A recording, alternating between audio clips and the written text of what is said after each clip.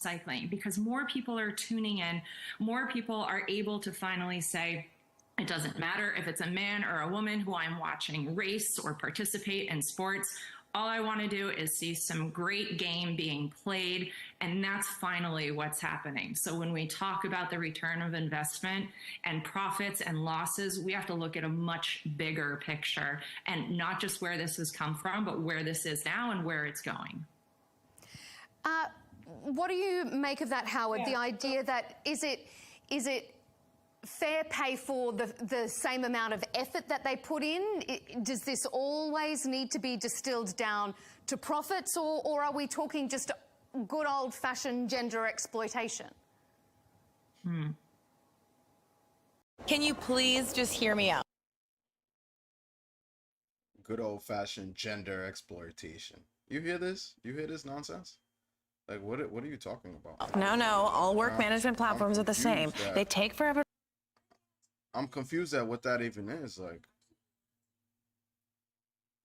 why is it gender exploitation if you're not making enough money and nobody wants to watch the product? Like, it's not, you're not being exploited. If there's any exploiting being done, it's of the fans. What are you talking about? Howard, can you hear us? I think we may have an audio issue there with Howard. So let me put that to you, Pearl. What do you think? Howard's acting like he can't hear you because Howard don't got a defense. That's what's going on. Does it? What about the fair pay for the effort that they put in?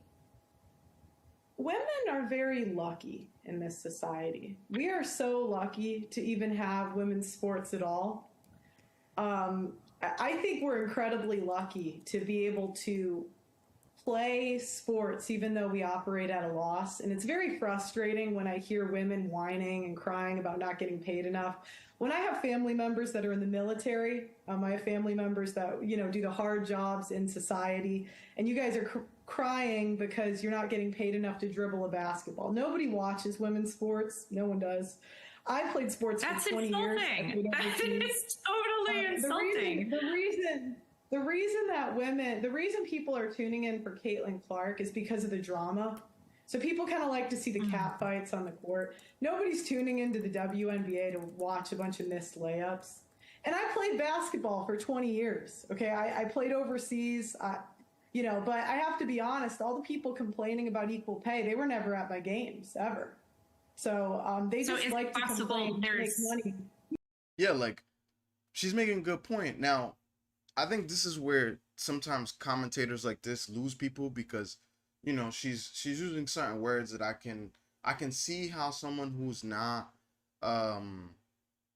someone who is emotionally invested in the situation is gonna turn around and feel some kind of way because you're saying, oh, you're complaining, oh, women are extremely lucky. I can see how that would piss some people off and be like, what do you mean we're extremely lucky? We're also human too, like, and it allows for these kind of low awareness, low IQ train of thoughts behind it. But I think she's still right in the message she's conveying. It's like, ultimately, like, there's not very many other countries that can have a situation where people are being paid despite the company losing.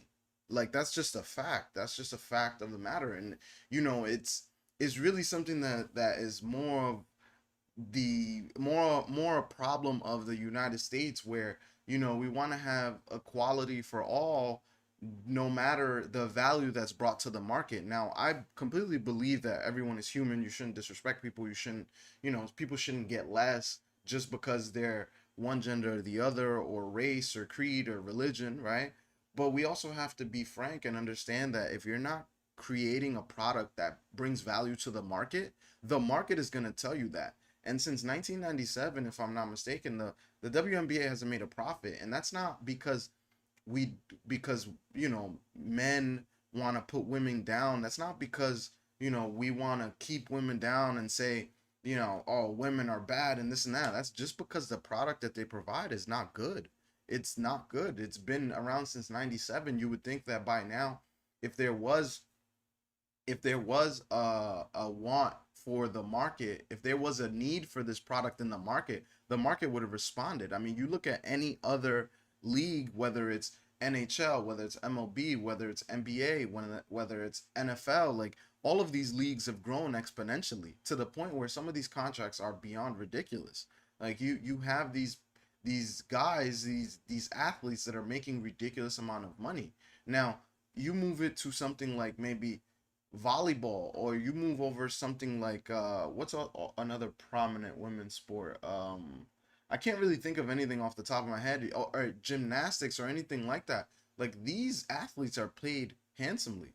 Why is the WNBA the only well, the WNBA and soccer, if I'm not mistaken, I believe it was the women's soccer team that at one point were complaining, but the other leagues that I mentioned, or I guess you would say they're Olympian, but regardless, they're women who play these sports. They don't complain about their pay. Why?